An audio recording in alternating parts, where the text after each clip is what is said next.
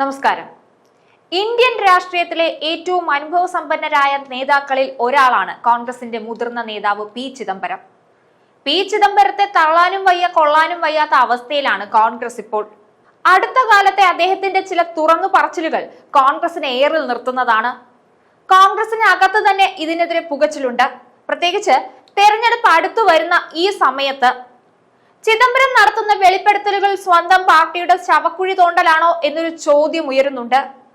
ഒരു വശത്ത് ഇന്ദിരാഗാന്ധിയുടെ നിർണായക തീരുമാനങ്ങളെ തള്ളിപ്പറയുകയും മറുവശത്ത് 2008 മുംബൈ ഭീകരാക്രമണത്തിന് ശേഷം പാകിസ്ഥാനെതിരെ രാജ്യം പ്രതികരിക്കാതിരുന്നത് അമേരിക്കൻ സമ്മർദ്ദം മൂലമാണെന്ന് തുറന്നു പറയുകയും ചെയ്തതോടെ കോൺഗ്രസിന്റെ രാഷ്ട്രീയ വിശ്വാസ്യതയും ദേശീയ സുരക്ഷാ നിലപാടുകളും പൊതുമധ്യത്തിൽ ചോദ്യം ചെയ്യപ്പെടുകയാണ്. കോൺഗ്രസിന്റെ ഏറ്റവും വലിയ ബിംബമായ ഇന്ദിരാഗാന്ധിയുടെ ഓപ്പറേഷൻ ബ്ലൂ സ്റ്റാർ നടപടി ഒരു തെറ്റായിരുന്നുവെന്നും അതിന് അവർക്ക് ജീവൻ വിലയായി നൽകേണ്ടി വന്നുവെന്നുമുള്ള ചിദംബരത്തിന്റെ പ്രസ്താവന പാർട്ടിയുടെ അടിത്തറ ഇളക്കുന്നതാണ്. പാർട്ടിക്ക് നല്ല കാലം ഉണ്ടായിരുന്നപ്പോൾ ഈ നേതാക്കളാരും ഇതിനെക്കുറിച്ച് പറയാൻ ധൈര്യപ്പെട്ടിരുന്നില്ല. എന്നാൽ ഇന്ന് അധികാരം പോയപ്പോൾ മാത്രം പാർട്ടിയുടെ ചരിത്രപരമായ പിഴവുകൾ വിളിച്ചു പറയുന്നത് രാഷ്ട്രീയപരമായ അവസരവാദമായിട്ടാണ് ചിലർ കാണുന്നത്. ഈ വെളിപ്പെടുത്തൽ കോൺഗ്രസ് എന്ന പ്രസ്ഥാനത്തിൽ ആർക്കും ആരെയും വിശ്വാസമില്ലാത്ത ഒരു അവസ്ഥയാണെന്നുള്ളത് സാധാരണക്കാരന് കാണിച്ചു കൊടുക്കുന്ന ഒന്നാണ്. ചിദംബരത്തിന്റെ രണ്ടാമത്തെ തുറന്നു പറച്ചിലൊന്ന് നോക്കാം. അത് 2008 മുംബൈ ഭീകരാക്രമണത്തിന് ശേഷമുള്ള ഇന്ത്യയുടെ പ്രതികരണത്തെ കുറിച്ചുള്ളതാണ്. ഭീകരാക്രമണത്തിന് പാകിസ്ഥാനോട് പ്രതികാരം ചെയ്യാതിരുന്നത് അമേരിക്കയുടെ സമ്മർദ്ദം കാരണമാണെന്ന ചിദംബരത്തിന്റെ തുറന്നു പറച്ചിൽ അന്നത്തെ UPA സർക്കാരിന്റെ ദേശീയ സുരക്ഷാ നിലപാടുകളിലെ ദൗർബല്യം വെളിവാക്കുന്നതാണ്. നമ്മുടെ മണ്ണിൽ ഭീകരർ വന്ന ആളുകളെ കൊന്നിട്ടും ശക്തമായ പ്രതികരണം നടത്താനുള്ള രാജ്യത്തിന്റെ പരമാധികാരം ഒരു വിദേശ ശക്തിക്ക് പണയം വെച്ചോ എന്ന ചോദ്യം അവിടെയുണ്ട്. രാജ്യം പ്രതിസന്ധിയിലായിരുന്നപ്പോൾ സ്വന്തമായ ഒരു ഉറച്ച തീരുമാനം എടുക്കാൻ പോലും ശേഷിയില്ലാത്ത ഒരു സർക്കാരിനെ ജനങ്ങൾ എങ്ങനെ വിശ്വസിക്കും? ചിദംബരത്തിന്റെ ഈ സത്യപ്രകാശനങ്ങൾ കോൺഗ്രസിന്റെ രാഷ്ട്രീയ വിശ്വാസ്യത പൂർണ്ണമായും തകർക്കുന്നതാണ്. അധികാരത്തിന്റെ തണലിൽ മിണ്ടാതിരുന്ന നേതാക്കൾ ഇന്ന് പാർട്ടിയുടെ പിഴവുകൾ ഏറ്റുപറയുന്നത് രാഷ്ട്രീയപരമായ അപഹാസ്യമാണ്.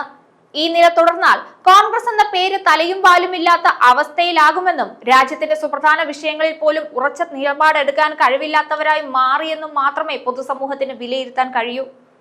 ദേശീയ താൽപര്യങ്ങൾ ചോദ്യം ചെയ്യപ്പെടുന്നിടത്തും പാർട്ടി അണികൾക്കിടയിൽ പോലും ഐക്യമില്ലാത്ത അവസ്ഥയിലും കോൺഗ്രസ് എന്ന പ്രസ്ഥാനം വരാനിരിക്കുന്ന തെരഞ്ഞെടുപ്പുകളെ അഭിമുഖീകരിക്കുന്നത് നഷ്ടപ്പെട്ട വിശ്വാസ്യതയുടെ ഭാരവുമായിട്ടാണ്.